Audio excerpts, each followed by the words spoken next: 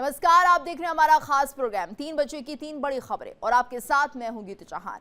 इस प्रोग्राम में हम बात करते हैं दिन की उन 3 बड़ी खबरों की जिनका आपकी जिंदगी से सीधा कनेक्शन होता है।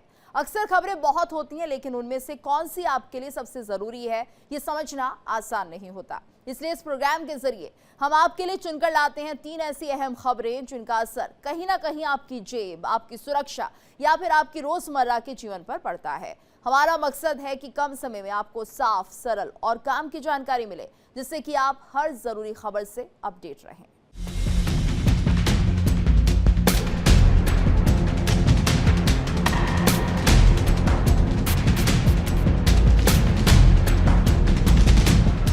तो 3 बजे की 3 खबरों में सबसे पहले बात करेंगे महिला आरक्षण पर। महिलाओं के सम्मान पर सियासत तेज है। उत्तर प्रदेश के मुख्यमंत्री योगी आदित्यनाथ ने विपक्ष पर बड़ा हमला बोला है। सीएम योगी ने विपक्ष को महिला विरोधी बताते हुए कहा कि जिन दलों ने हमेशा महिलाओं के अधिकारों का विरोध किया, आज वही राजनीति कर रहे हैं। दूसरी तरफ बंगाल की राजनीति में भी घमासान मचा है। ममता को लेकर बीजेपी ने बड़ा दावा किया है। बीजेपी कह रही है कि दीदी का जाना तय है, जिससे टीएमसी में अंदरूनी डर का माहौल है। उधर यूपी के बुलंदशहर में ट्रिपल मर्डर केस का मुख्य आरोपी पुलिस एनकाउंटर में ढेर हो गया। 3 हत्याओं से दहले बुलंदशहर में अब एनकाउंटर वाला इंसाफ चर्चा का विषय बना हुआ है। पुलिस का दावा है कि आरोपी ने फायरिंग की, जवाबी कार्रवाई में वो मारा गया। सवाल ये भी उठ रहे हैं कि क्या अपराधियों में अब कानून का डर लौट रहा है। तो 3 बजे की 3 बड़ी खबरें, किस तरह से महिला विरोधी विपक्ष बना हुआ है। वहीं पश्चिम बंगाल से जुड़ी खबर, क्या दीदी का जाना तय है, और बुलंदशहर का एनकाउंटर वाला इंसाफ। इन 3 खबरों को एक एक कर हम आपको विस्तार से बताएंगे। तो चलिए शुरुआत करते हैं। यूपी विधानसभा के विशेष सत्र में गरजे सीएम योगी आदित्यनाथ। सीएम योगी ने विपक्ष पर ताबड़तोड़ वार किए। सपा और कांग्रेस महिला विरोधी पार्टी है, ये कहना है सीएम योगी का। सपा को देख गिरगिट भी सहम जाए, सीएम योगी ने बड़ी बातें कही हैं। सपा बार बार रंग बदलती है। यूपी विधानसभा का विशेष सत्र और सियासत का तापमान 7वें आसमान पर। एक तरफ योगी सरकार महिला सुरक्षा और महिला सशक्तिकरण के मुद्दे पर खुद को सबसे आगे बता रही है, तो दूसरी तरफ विपक्ष पर लग रहे हैं बड़े आरोप ये कि महिलाओं से जुड़े मुद्दों पर राजनीति ज्यादा और संवेदनशीलता कम दिखाई जा रही है। विधानसभा सत्र के दौरान मुख्यमंत्री योगी आदित्यनाथ ने समाजवादी पार्टी और कांग्रेस को महिला विरोधी बताते हुए जमकर निशाना साधा। उन्होंने कहा कि इंडी गठबंधन महिला सशक्तिकरण की राह में सबसे बड़ा रोड़ा है, जबकि उनकी सरकार नारी गरिमा की रक्षा के लिए प्रतिबद्ध है। सदन को संबोधित करते हुए सीएम योगी ने कहा कि इस सत्र आधी आबादी को समर्पित है। उन्होंने कहा कि नारी सुरक्षा उनकी प्राथमिकता है। कांग्रेस और समाजवादी पार्टी की मानसिकता महिला विरोधी है, इसलिए इन्होंने संसद में विरोध किया था। समाजवादी पार्टी गिरगिट की तरह रंग बदलती है। सीएम योगी आदित्यनाथ ने सत्र को आधी आबादी यानी कि महिलाओं को समर्पित किया। उन्होंने समाजवादी पार्टी और कांग्रेस पर प्रहार करते हुए कहा कि इनकी मानसिकता महिला विरोधी है। सीएम ने याद दिलाया कि जब पीएम मोदी ने महिलाओं के लिए जन धन खाते और घर घर शौचालय जैसी योजनाएं शुरू की, तब इन दलों ने विरोध किया था। महिलाओं से जुड़े हुए महत्वपूर्ण मुद्दों पर चर्चा कर सके। देश आभारी है जो प्रधानमंत्री मोदी जी ने पहले वेलफेयर स्कीम के माध्यम से इन सभी कार्यक्रमों को आगे बढ़ाया। आपने याद देखिए, आप लोगों की विडंबना है कि आधी आबादी के उन्नयन के लिए, उनके उत्थान के लिए, उनकी गरिमा के लिए, उनके सम्मान के लिए, उनकी सुरक्षा के लिए, उनके स्वावलंबन के लिए उठाई जाने वाले किसी भी प्रगतिशील कदम का समाजवादी पार्टी, कांग्रेस और इंडी गठबंधन हमेशा विरोध करता है। अब उठा के देख लीजिए ना, एक एक मुद्दे पर जो आचरण 16 और 17 अप्रैल को लोकसभा में देखने को मिला, कांग्रेस का, समाजवादी पार्टी का, टीएमसी का, डीएमके का, वो हर मुद्दे पर था। मैं तो पिछले 9 वर्षों से सदन में उन सभी मुद्दों के हम गवाह हैं। और यह सदन तो आज से नहीं, लगातार समाजवादी पार्टी के उदय के साथ ही उन मुद्दों का गवाह है जो आपके महिला विरोधी आचरण को प्रस्तुत करता है। जब 2014 में प्रधानमंत्री मोदी जी ने नारी गरिमा को प्रभावी ढंग से आगे बढ़ाने के लिए जो कदम उस समय उठाए थे, और सबसे पहला अभियान चला था जनधन स्कीम का। आजादी के बाद पहली बार हुआ था जब महिलाओं के बैंक में अकाउंट खुल सके। उस समय भी कांग्रेस ने, समाजवादी पार्टी ने उसका विरोध किया, दुष्प्रचार किया। क्या होता था उससे पहले? एक महिला जो बैंक में जिसका अकाउंट नहीं था, अगर सरकार की किसी लाभार्थी परक योजना से जुड़ती थी तो आधा भी उसको लाभ नहीं मिल पाता था। और हमारे नेता प्रतिपक्ष तो सीनियर विधायक हैं, आप तो इस बात को जानते हैं कि उनके लिए वृद्धावस्था पेंशन या विधवा पेंशन जो मिलती थी, आपके समय में 300 रुपये थी, उससे पहले 100 रुपया थी।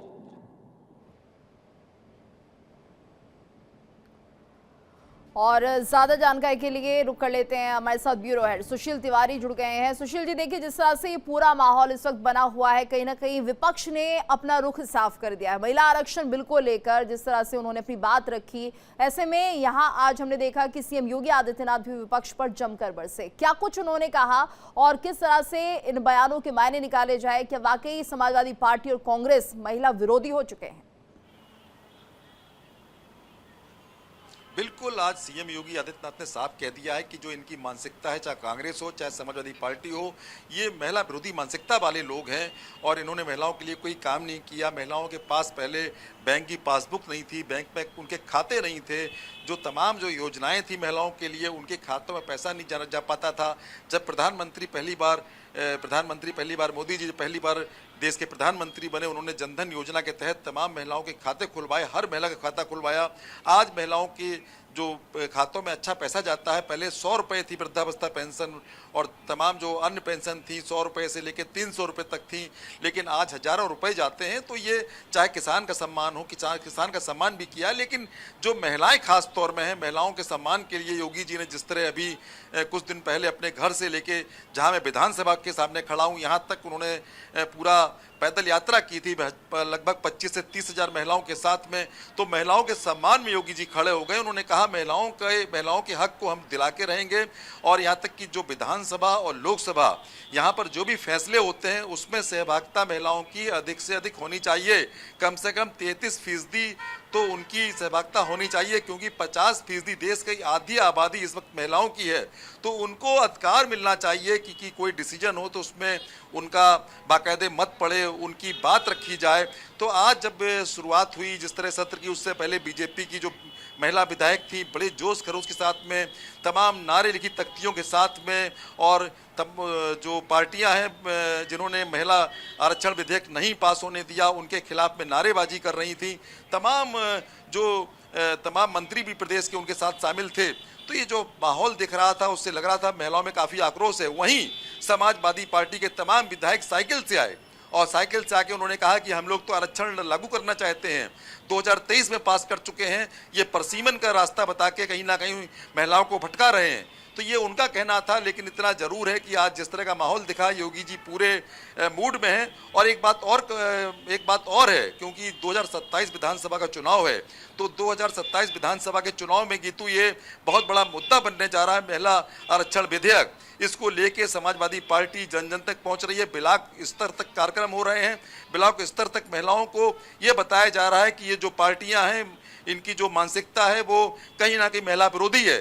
तो ये पूरा जो एक माहौल खड़ा हो गया, उससे लगता है कि जो पूरा जो एक रोड मैप तैयार कर लिया है विधानसभा के लिए, और ये महिला आरक्षण जो अभी कांग्रेस और टीएमसी और डीएमके और समाजवादी पार्टी ने जो बिल है उसको पास नहीं होने दिया, तो इसको लेके योगी सरकार ने पूरा मोर्चा खोल दिया है। जी बिल्कुल। और सुशील जी, ऐसे में देखिए विपक्ष की तरफ से भी कहीं ना कहीं काफी हंगामा हुआ और ये मानिए कि उन्होंने भी अपनी बात रखी, लेकिन जिस तरह से कहा जा रहा है कि महिला विरोधी उन्होंने फैसला लिया है और इस आरक्षण बिल को आगे नहीं बढ़ने दिया, पास नहीं होने दिया, तो जाहिर सी बात है 2027 के इलेक्शन में इसका प्रभाव भी देखने को पड़ेगा। और कहीं ना कहीं जो महिलाएं हैं उनकी तरफ से जो नाराजगी जताई जा रही है, जो गुस्सा है, वो जग जाहिर है। और हमने ये सड़कों पर भी देखा, बैनर पोस्टर लेकर किस तरह से महिलाएं निकली और कहा कि समाजवादी पार्टी और कांग्रेस कहीं ना कहीं महिला विरोधी है और इन्होंने सदन में साबित कर दिया है।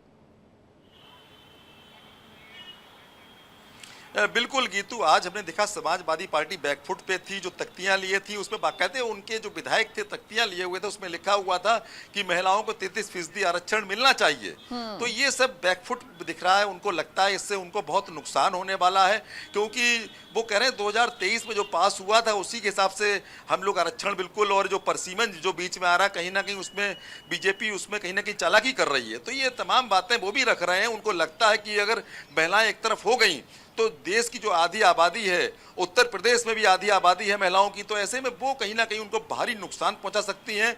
इसको देखते हुए चाहे समाजवादी पार्टी हो चाहे कांग्रेस हो, वो कह रहे हैं 2023 में हम लोग पास कर चुके हैं महिला आरक्षण विधेयक। तो ये कहीं ना कहीं बैकफुट पे नजर आ रहे हैं। और चाहे समाजवादी पार्टी हो चाहे कांग्रेस हो, और अगर देखा जाए तो योगी जी इस मुद्दे को लेके बहुत सड़क से लेके सदन तक कार्रवाई कर रहे हैं, क्योंकि ये अगर देखा जाए 9 साल में ये तीसरी बार योगी जी ने जो सदन बुलाया है, विशेष सत्र बुलाया है, ये तीसरी बार ऐसा हुआ है। इस बार सिर्फ महिलाओं के लिए बुलाया गया था, जो महिलाओं को आरक्षण मिलना चाहिए, महिलाओं की बात रखने के लिए बुलाया था। तो योगी जी ने बताया कि उनकी सरकार ने क्या क्या उपलब्धियां हासिल की हैं, किस तरह महिलाओं के लिए काम किया है, किस तरह उनको नौकरियां दी हैं, तमाम उन्होंने ऐसी बातें रखी हैं। और कहीं ना कहीं दिलों तक, महिलाओं के दिलों तक पहुंच गए हैं कि जो प्रदेश सरकार है कहीं ना कहीं महिलाओं के बारे में सोचती है और महिलाओं के लिए काम कर रही है, और महिलाओं को आगे लेके चलने वाली सरकार है। और योगी जी कहना है जब तक हम इनका हक नहीं दिला लेंगे तब तक हम ये संघर्ष करते रहेंगे, उसके लिए हमें कोई भी कीमत चुकानी पड़े। बिल्कुल, तो यानी योगी कि जी आज सुशील एकदम जी, माना जाए अटैकिंग मूड में कि थे। आने वाले दिनों में भी विधानसभा में इस मुद्दे को उठाया जाएगा और कहीं ना कहीं ये जो सत्र है वो हंगामेदार रहने की पूरी संभावना भी है। धन्यवाद आपका इस पूरी जानकारी के लिए। आगे बढ़ते, चुनाव के बाद बीजेपी का बड़ा दावा सामने आ रहा है। बंगाल में भारी मतदान से साफ संदेश, दीदी की विदाई तय, टीएमसी में भय। एग्जिट पोल में बीजेपी को बढ़त मिलती हुई दिखाई दे रही है। बीजेपी की तरफ से ये बड़ा दावा किया जा रहा है। पश्चिम बंगाल की राजनीति में क्या अब सबसे बड़ा बदलाव आने वाला है? क्या ममता बनर्जी का किला दरकने लगा है? क्या टीएमसी के भीतर डर और बगावत का माहौल बन चुका है? वहीं विपक्ष खुलकर कह रहा है दीदी का जाना तय है। तो बंगाल की राजनीति में ये सिर्फ एक चुनावी लड़ाई नहीं है, ये सत्ता बचाने की जंग है। और इस जंग में ममता बनर्जी चारों तरफ से घिरती हुई नजर आ रही हैं। एक तरफ भ्रष्टाचार के आरोप, शिक्षक भर्ती घोटाला जैसे मामलों ने टीएमसी की छवि को गहरा झटका दिया, तो वहीं दूसरी तरफ पार्टी के भीतर ही असंतोष की आग सुलगने लगी है। जो नेता कभी ममता बनर्जी के सबसे करीबी माने जाते थे, वो अब दूरी बना रहे हैं। यही वजह है कि टीएमसी के अंदर बेचैनी बढ़ती जा रही है। वहीं बीजेपी लगातार हमला बोल रही है। कहा जा रहा है कि बंगाल में परिवर्तन की हवा तेज हो चुकी है, तो दिल्ली से लेकर बंगाल तक रणनीति तैयार है। राजनीतिक जानकार मानते हैं कि अगर यही माहौल बना रहा तो आने वाले चुनाव में बंगाल की राजनीति नया इतिहास लिख सकती है। यानी जिस ममता बनर्जी ने कभी लेफ्ट के 34 साल पुराने किले को ढहा दिया था, क्या अब वही खुद सत्ता से बेदखल होने की तरफ बढ़ रही हैं? क्या टीएमसी में डर इसलिए है क्योंकि पार्टी को अंदर ही अंदर हार का एहसास होने लगा है? और सबसे बड़ा सवाल, क्या बंगाल में अब दीदी युग का अंत करीब है? क्योंकि बंगाल में सियासत अब निर्णायक मोड़ पर पहुंच चुकी है। और इसी पर ज्यादा जानकारी के लिए रुक कर लेते हैं मेरी सहयोगी मीनाक्षी का। मीनाक्षी, तो वाकई कहीं ना कहीं ममता के जो टीएमसी के कार्यकर्ता हैं, नेता हैं, उनके अंदर डर का माहौल साफ दिख रहा है और बंगाल में सत्ता परिवर्तन की हवा तेज होती हुई दिखाई दे रही है। जिस तरह से वोटिंग परसेंटेज सामने आया, उससे तो यही कयास लगने वाले हैं कि कहीं ममता दीदी का किला उखड़ने वाला तो नहीं है। बिल्कुल, और इन तमाम सवालों को हवा कल जो एग्जिट पोल्स तमाम दिखाए गए हैं उसकी वजह से भी गीतू कहीं ना कहीं मिली है। इंडिया डेली और एएम एनालिटिक्स का जो एआई सर्वे रहा है उसके हिसाब से भी बीजेपी को 170 से 200 सीटें मिलती हुई नजर आ रही हैं। वहीं अगर मैं टीएमसी की बात करूं तो ये 94 से 124 सीटें मिलती हुई नजर आ रही हैं, यानी कि बहुमत टीएमसी को इस बार मिलते हुए नजर नहीं आ रहा है। बहुमत में बीजेपी हर सर्वे में ऊपर रही है। अगर मैं कुछ और सर्वे के बारे में बात करूं तो उसमें भी यही बताया गया है कि भारतीय जनता पार्टी यहां पर खेला कर सकती है, जिसमें पीपल पल्स में 177 से 187 सीटें टीएमसी को जाते हुए नजर आ रही हैं। तो ये थोड़ी सी उम्मीदें उनकी बढ़ा सकता है, लेकिन बाकी तमाम सर्वे सिर्फ और सिर्फ उनकी उम्मीदों को पूरी तरीके से पानी फेरने का काम करते हुए नजर आ रहे हैं। अब मैं आपको बताती हूँ कि चाणक्य क्या कहता है। चाणक्य स्ट्रेटजीज प्रोजेक्ट के अनुसार बीजेपी जीत रही है, 150 से 160 सीटें उन्हें मिल सकती है। टीएमसी वहीं हारते हुए नजर आ रही है, 30 से 40 सीटों पर वो समेटते हुए नजर आ रही है। मैट्राइज कहता है कि बीजेपी को 146 से 161 सीटें मिल सकती है और वही टीएमसी को 125 से 140 सीटें मिल सकती है। इसके अलावा जेवीसी भी यही कहता है कि बीजेपी की सरकार बन रही है। पी मार्क भी यही कहता है कि बीजेपी की सरकार बन रही है। पोल डायरी एग्जिट पोल्स भी यही कहते हैं कि 142 से 147 सीटें बीजेपी को मिल रही है, यानी उनकी सरकार बन रही है। हाँ बिल्कुल मीनाक्षी, बिल्कुल एक सवाल जिस तरह से लगातार यही उठ रहा है कि आखिर ऐसी कौन सी वो बातें रही जिस पर एक बड़ा असर जो है दीदी की सरकार पर पड़ता हुआ दिखाई दे रहा है। लोगों को आखिर इस बार क्या रास नहीं आया ममता दीदी को लेकर, क्योंकि उन्होंने पूरी ताकत लगा दी थी चुनाव प्रचार में, लेकिन उसके बाद भी ये जो सत्ता परिवर्तन होने के संकेत मिल रहे हैं, आखिर वो ऐसे कौन से पॉइंट्स थे सिलसिलेवार हमारे दर्शकों को बताइए जिसके चलते लगा कि अब ममता दीदी का जो किला है वो ढहने के करीब आ चुका है। बिल्कुल, देखिए अभी जितने मैंने सर्वे बताए हैं लगभग 7 से 8 सर्वे हैं, जिसमें से सिर्फ 2 में टीएमसी जीत दर्ज करते हुए नजर आ रही है, बाकी में बीजेपी जीत दर्ज करते हुए नजर आ रही है। अब आपने जो सवाल पूछा उसका जवाब देते हुए आपको बताती हूँ और हमारे दर्शकों को भी बताते हैं कि आखिरकार किस तरीके से वो पॉइंट्स रहे हैं जो बीजेपी को इस बार जीत दिलाने में मदद कर सकते हैं। टीएमसी की हार वो वहां पर पक्की कर सकते हैं। इंडिया डेली और एएम एनालिटिक्स का जो सर्वे रहा है उसके अनुसार भी एसआईआर का मुद्दा सबसे बड़ा मुद्दा रहा है। लोगों का कहना था कि उन्हें फर्क पड़ा है। इसके साथ साथ आजकर मेडिकल कॉलेज का मुद्दा एक ऐसा रहा है जो ममता दीदी को डेंट दे सकता है, क्योंकि आजकर मेडिकल कॉलेज की छात्रा जिनके साथ ये पूरी वाकया घटा था, उनकी माताजी प्रधानमंत्री नरेंद्र मोदी के साथ मंच शेयर करते हुए नजर आती हैं। तो थोड़ा भावुकता का संदेश जब वहां से जाता है कि आजकर मेडिकल कॉलेज में जो कुछ हुआ, छात्रा के परिजनों से मुलाकात करना तो दूर बल्कि उन्हें सही तरीके से ट्रीट तक टीएमसी सरकार की तरफ से नहीं किया गया। तीसरा पॉइंट संदेश खाली वाला रहा, जहां पर संदेश खाली में जिस तरीके से शाहजहां शेख जो कि टीएमसी का एक नेता था उसके द्वारा महिलाओं के साथ बदसलूकी की गई, शोषण किया गया, महिलाओं को प्रताड़ित किया गया, लोगों को प्रताड़ित किया गया था। तो ये 3 से 4 ऐसे बड़े मुद्दे रहे हैं जिससे लेकर के कहीं ना कहीं उन्हें डेंट लग सकता है। दूसरी तरफ हुमायूं कबीर जो पार्टी तोड़ करके दूसरी तरफ चले गए थे, उन्होंने बाबरी मस्जिद के नाम से मस्जिद बनाने का ऐलान कर दिया था। वो एक बड़े वर्ग की भावनाओं को ठेस पहुंचाने वाला था। 2024 के लोकसभा चुनावों के बाद जिस तरीके से परिणाम आए थे कि बीजेपी 19 सीटें जीत रही है, टीएमसी 22 सीटें जीत रही हैं, उसके बाद से बीजेपी ने तो अपनी तैयारियां तेज कर दी थी। और 2025 अप्रैल में फरवरी में आरएसएस की तरफ से एक बड़ा मूवमेंट वहां पर चलाया जाता है, लोगों को एकत्रित करके। अप्रैल आते आते वहां पर रामनवमी को लेकर के एक बड़ी पूजा की तैयारियां की जाती है। तो हिंदू सेंटिमेंट्स को इकट्ठा किया गया और दूसरी तरफ ममता दीदी इनसे धीरे धीरे करके छिटकते चली गई और ये बड़ा डेंट उनके लिए इस बार साबित हो सकता है। बिल्कुल मीनाक्षी, और यहाँ पर देखिए अगर हम बात करें बीजेपी के हिंदुत्व फैक्टर की तो वो कितना कारगर साबित हो रहा है और कहीं ना कहीं ममता बनर्जी को भी लग रहा है कि वो भी एक बड़ा पॉइंट रहा है जिसके चलते उनका जो वोट बैंक है छिटकता हुआ नजर आया। मैं आपको 2021 के विधानसभा चुनावों के कुछ आंकड़े बताती हूँ। जब बीजेपी को हिंदू वोटर्स जो थे, हिंदू जो वोट मिले थे वो परसेंटेज 50 था और यही अगर मैं परसेंट टीएमसी की बात करूँ तो हिंदू वोट परसेंट उन्हें 38 to 39% मिला था और बीजेपी को यही मुस्लिम वोट्स 7% मिले थे और टीएमसी को ये वोट्स 70% से ज़्यादा के मिले थे। अब बीजेपी लगातार ये प्रयास कर रही थी कि उनका जो 50% वोट बैंक था वो तो खिसके ना, इसके साथ साथ ममता दीदी का जरूर जो 39% वोट बैंक था, जो हिंदुओं के वोट बढ़ जाते हैं, उससे वो किसी तरीके से एकत्रित कर पाए, इसीलिए उन्होंने भरसक प्रयास किए। अब देखिए उनकी तरफ से पहले रामनवमी को लेकर के तमाम तैयारियां की गई बीजेपी की तरफ से। बीजेपी ने तुरंत ये भी कहना शुरू कर दिया, बीजेपी के जो क्षेत्रीय नेता थे खास तौर पर जो जिला अध्यक्ष थे उनकी तरफ से ये घोषणा की जानी शुरू कर दी गई कि अगर बाबरी मस्जिद बनाओगे तो फिर हम राम मंदिर भी यहाँ पर बना करके दिखाएंगे।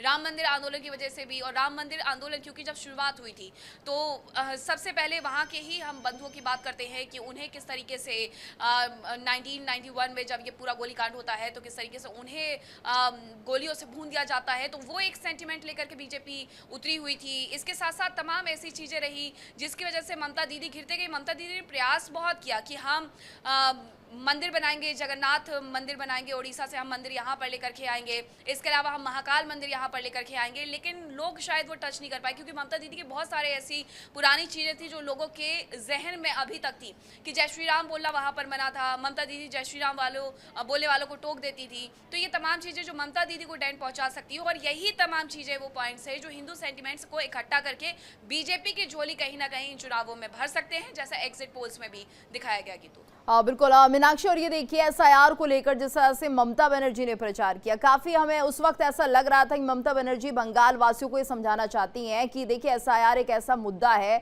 जिसमें जानबूझकर जो वोटर्स हैं उनको हटाया जा रहा है। लेकिन जिस तरह से बम्पर वोटिंग हुई है, ऐसा लगता नहीं है कि बंगाल की जनता उस मुद्दे को समझ पाई है या फिर ममता बनर्जी यहाँ पर फेल होती हुई दिखाई दी।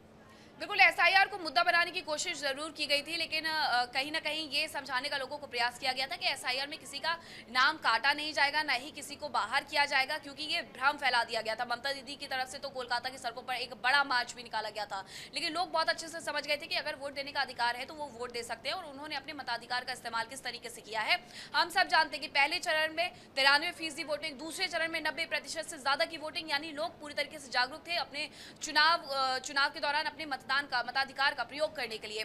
अब एसआईआर की अगर मैं बात करूं तो एसआईआर में जिन लोगों के बीच में ये भ्रम फैला था कि आपको बाहर कर दिया जाएगा जो घुसपैठी है, तो वो तो अपनी गठरी पोटरी उठा करके पहले से ही बाहर जाने की तैयारियों में जुट गए थे। इस दौरान तमाम वहां से ऐसे आईडी कार्ड्स बरामद होते हैं चुनाव के दौरान जिन्हें इस्तेमाल किया जा सकता था, यानी कि आधार कार्ड बरामद होते हैं, मतदाता कार्ड्स बरामद होते हैं जो कि रेलवे ट्रैक्स के आसपास बिखरे हुए थे। तो उसके बाद उसे बहुत अच्छे से बुनाने का प्रयास किया गया था बीजेपी की तरफ से कि 1000-2000 अगर ये कार्ड्स यहाँ इस तरीके से पड़े हुए हैं रेलवे के किनारे, तो आखिरकार कौन वो नेता रहा होगा जिनकी तरफ से ये बनवाया गया हो। ऐसे में टीएमसी के कुछ नेताओं का भी नाम सामने आया था जिनकी तरफ से ये कहा गया कि हाँ ठीक है साहब से बात कर लो, वो आपके कार्ड्स बनवा देंगे। तो एसआईआर को लेकर के तमाम प्रयास जरूर ममता दीदी की तरफ से किए गए, टीएमसी की तरफ से किए गए, कोलकाता में प्रदर्शन किए गए, यहाँ प्रदर्शन दिल्ली में देखने को मिले हैं, उसके बाद कोर्ट में सारी प्रक्रिया फॉलो अप की गई, लेकिन उससे बहुत ज्यादा डेंट लगेगा ममता दीदी को ही, क्योंकि ये वहाँ पर जब इंडिया डेली और एएम एनालिटिक्स ने सर्वे किया तो लोगों की राय थी कि एसआईआर की वजह से डेंट ममता दीदी को लगेगा, और अच्छी खासी राय थी। 70% से ज्यादा लोगों का ये मानना था कि एसआईआर की वजह से ममता दीदी को बिल्कुल, यानी कि एक बड़ा डेंट यहाँ पर ममता दीदी को लगता हुआ दिखाई दे रहा है, और इसलिए शायद टीएमसी के नेताओं में बेचैनी भी देखी जा रही है। धन्यवाद मीनाक्षी इस पूरी जानकारी के लिए। और चलिए आगे बढ़ते बता दें आपको उत्तर प्रदेश के बुलंदशहर से खबर, जहां पर पुलिस और बदमाशों के बीच मुठभेड़ हुई है। मुठभेड़ में 50,000 का इनामी बदमाश ढेर हुआ है। खुर्जा में चेकिंग के दौरान बदमाश जीतू से मुठभेड़ हुई है। बदमाश जीतू पर ट्रिपल मर्डर का आरोप लगा है। 25 अप्रैल को वारदात को अंजाम दिया गया था। बुलंदशहर में 3 दोस्तों की हत्या के मुख्य आरोपी जीतू सैनी को पुलिस ने एनकाउंटर में मार गिराया, और आज सुबह पुलिस ने स्कूटी सवार जीतू को रोका तो उसने फायरिंग कर दी। जवाबी फायरिंग में उसे 3 गोलियां लग गई। जिला अस्पताल में इलाज के दौरान जीतू की मौत हो गई। ट्रिपल मर्डर के बाद पुलिस ने जीतू पर 50,000 रुपए का इनाम घोषित किया था। जीतू 2017 में बसपा का नगर अध्यक्ष भी रह चुका था। मुठभेड़ जिला मुख्यालय से 35 किलोमीटर दूर खुर्जा थाना क्षेत्र में हुई। दरअसल 25 अप्रैल की रात जिम में जीतू की बर्थडे पार्टी चल रही थी, और इसी दौरान दोस्त अमरदीप ने जीतू के चेहरे पर केक लगाया। इससे वो भड़क गया और उसने गोलियां बरसा दी। इसमें 3 लोगों की मौत हो गई थी। तो पूरा मामला क्या है ये, दरअसल जीतू का 25 अप्रैल को जन्मदिन था। पार्टी में दोस्तों को उसने बुलाया था। मनीष, आकाश, अमरदीप सैनी पार्टी में मौजूद थे, और तीनों ने आरोपी जीतू के चेहरे पर केक लगाया, जिसके बाद वो भड़क गया और उसके बाद फायरिंग की। शेष वांछित अभियुक्त बचे थे, उन पे सब पे 50,000 रुपए का इनाम भी घोषित किया गया था। उसी प्रक्रिया में लोग उधर थे। रात को वहाँ पे बदमाशों को रुकने का इशारा किया गया जो स्कूटी से जा रहे थे। पुलिस को देखते ही उन्होंने पहले तो बचाव में उन्होंने बैक किया। सामने से भी जब उनको दिखा कि पुलिस है, इन्होंने साइड की रोड लिया जो कच्ची थी, वहाँ पे पुलिस पार्टी पे फायरिंग किया। पुलिस ने आत्मरक्षा की गई फायरिंग में एक बदमाश गंभीर रूप से घायल हो गया, जिसको वहाँ से भेजा गया था सीएससी, और सीएससी से रिफ़र किया गया डिस्ट्रिक्ट हॉस्पिटल। डिस्ट्रिक्ट हॉस्पिटल में डॉक्टरों ने उनको ब्रॉड डेड घोषित कर दिया है। और ज्यादा जानकारी के लिए रुक कर लेते हैं हमारे संवाददाता गौरव कुमार का। गौरव, देखिए तो जो पूरा माहौल ये बना है, ऐसे में ये माना जाए कि क्या इसमें जो आरोपी था जीतू, उसने भागने और बचने की कोशिश की थी पुलिस ने, और फिर पुलिस ने किस तरह से इसे ट्रैप किया? कि आपको बता दें कि इसकी चेकिंग के दौरान इसको पुलिस ने रुकने का इशारा किया। ये लगातार भागने की प्रयास कर रहा था। घेराबंदी कर इसको पुलिस ने घेर लिया और वहीं इसने फायरिंग शुरू कर दी पुलिस पर। जवाबी फायरिंग में इसके गोली लगी है पुलिस की। मुठभेड़ में ये मारा गया था सुबह, आज सुबह तड़के की बात है ये। वहीं अब इसके शव को जिला अस्पताल ले आया गया है। वहीं इसके पोस्टमार्टम की प्रक्रिया वो चल रही है लगातार। आशंका जताई जाती है कि कुछ देर बाद इसके शव को परिजनों को सौंप दिया जाएगा। वहीं से इसको खुर्जा लिया जाएगा। पुलिस की पूरी संस्कार। वहीं लगातार अभी आरोपी हैं उसके गिरफ्तार किया। तो देखिए पूरा जो मामला है पार्टी थी 25 अप्रैल को और उसके बाद छोटी सी बात थी, उसके बाद मामला इतना ज़्यादा बढ़ता है। यहाँ पर केक लगाने का ही सिर्फ मामला था, लेकिन दोस्तों की हत्या कर देना, ऐसे में लगातार ये खुद को छिपाता हुआ दिखाई दे रहा था। पुलिस ने ये पूरा जाल बिछाया, पहले इनाम की घोषणा की और उसके बाद आखिरकार आज इससे धर दबोचा गया। और जब इसने जवाबी फायरिंग की तो यहाँ पर इसका एनकाउंटर कर दिया गया।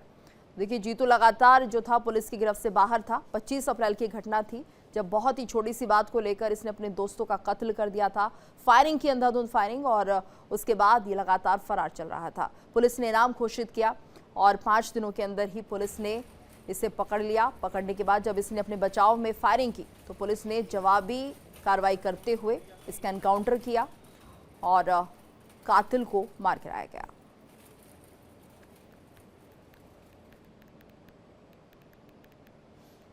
और इसी के साथ इस बुलेटिन में फिलहाल इतना ही।